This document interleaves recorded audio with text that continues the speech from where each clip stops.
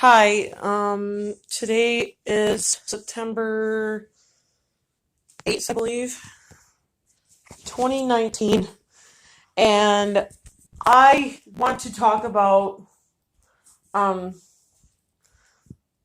something that I feel like is very important to talk about. I was just watching Fathering Autism today, and they had CPS called on them a couple days ago. And the CPS worker had to come out there and talk to them about this about stuff. I'm not kidding. They had a CPS calling them, or somebody had the nerve. Sorry, yeah, they had CPS talking to them because somebody had the nerve to call CPS. I'm sorry, I can't talk today. And it's ridiculous. It's totally ridiculous. I don't know why you would feel the need to call CPS for no reason. What kind of sick person are you? Uh, and this hits home to me because Fathering Autism, besides them being one of my YouTube channels, is also very relatable when it comes to things like me and or it's also relatable to me because I have autism myself, except I'm not nonverbal. I went to a special school,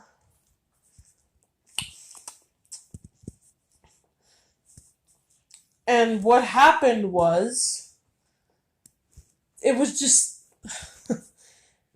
they somebody called CPS. Apparently CPS worker came to the house, took pictures. They figured out immediately that Abby was safe and didn't and just laughed about it because it's laughable. Even the social worker lady thought it was laughable. I mean, come on.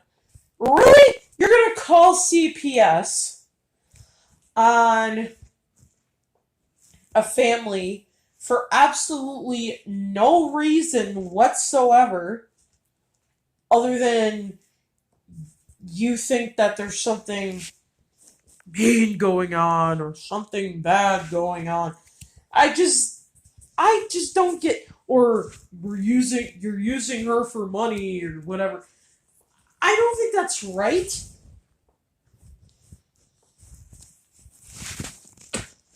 To be calling CPS on somebody that has not done anything wrong. Really? Really? I just want to say to the person that is calling CPS on people like Fathering Autism, you don't realize what that does to people? There are some bad social workers out there that can take people away without any probable cause. There's sickos out there that can do that. Fake social workers. You unknowingly could have put her in a lot of danger.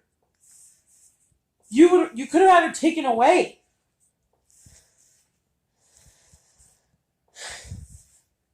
Think about it. Why would they be doing this YouTube channel? So sorry about that. Be quiet. Be quiet. Text to speech.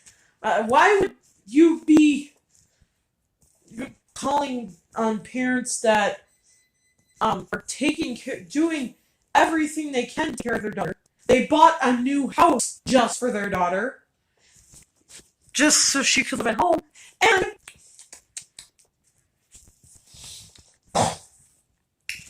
also they put her in a good school. They advocate for people with autism. Um, they do not support neglect. They were angry after somebody neglected their daughter.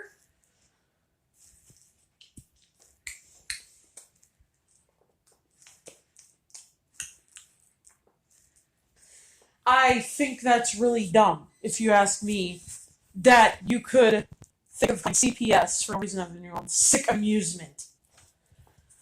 And you're happy to see your video up there about calling CPS because, oh, this girl is in danger. I'm sorry.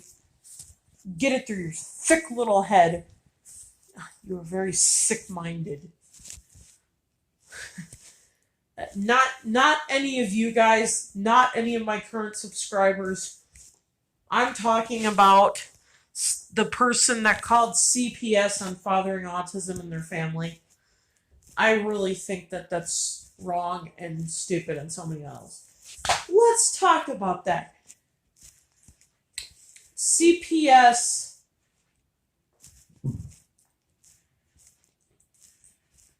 is for real emergencies. Real emergencies. Like parents mistreating their children, children being without food, children looking malnourished. Are you freaking kidding me? And guess what? Somebody called CPS on my mom too. On my own mother. They reported my mom to CPS, saying that we were living in a car in Dodge Center, that we barely had anything to eat, that stuff like that, just stupid stuff. And we think it was somebody in my grandmother's family. I'm thinking it was an aunt who did this.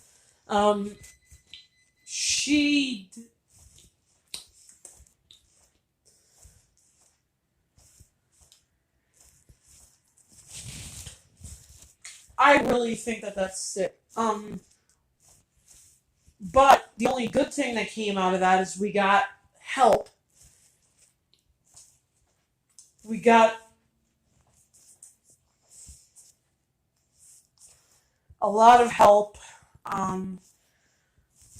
with getting services, getting started with finding services, because we weren't able to get services. The only service we were able to get was the School for the Blind, which the state views as an institution. Even though it's not, it's still listed. Well, it's listed as a public school, but it's also listed as a state institution because it's both. So it's one of those really unique situations where it's both a state institution and a public school. It's what they call residential or boarding school. But anyway, what for a normal child would be a boarding school or a residential type school. Well, it would be a boarding school or residential school for a normal child. But yeah, anyway, we got services with an institution, and that was the only place we could get services. Because only problem is those services only go up to 21. Because it's the school system. Because that's how the school system is. I wish it wasn't that way, but it is.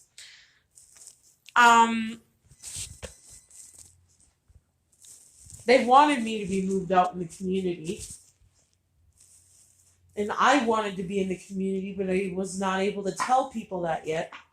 Because I didn't understand that I was in an institution environment. Well, no, it wasn't an institution, but it's just it's just listed as an institution, but it's not. Because it's a facility. That's why it's listed as an institution. I don't know where they came up with that, but yeah, it's just how it is. But anyways,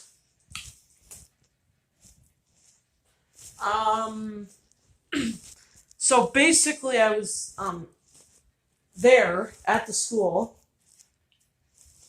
At 21, they kept us in the school until we got the services provided for us.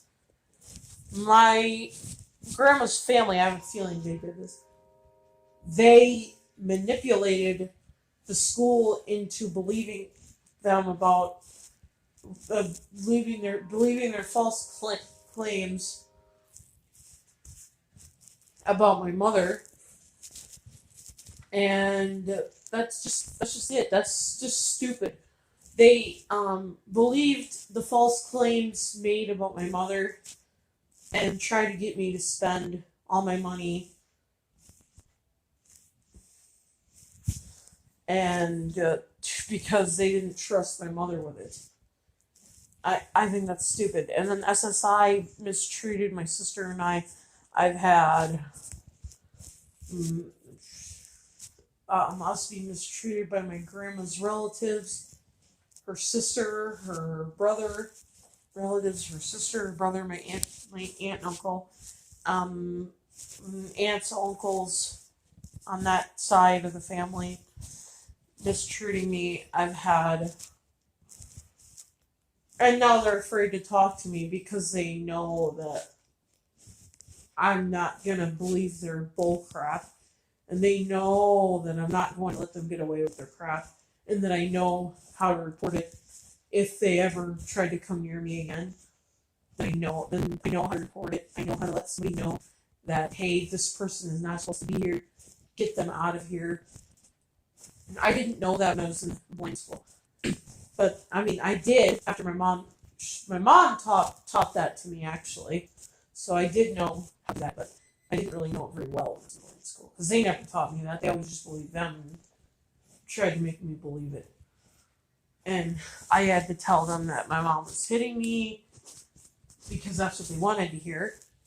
I had to say lies about my mom. I don't have to lie about stuff anymore now that I'm not there. And I'm really happy about that. I used to lie about things because I didn't know any better, but now I do, and I don't lie anymore. I'm not a liar anymore, and it's just what a difference being in the community for 3 years has made. And boy, I'm glad I'm not in a foster home. I'm glad I'm not with a different family. I'm glad I'm not in an institution, because if I was in an institution,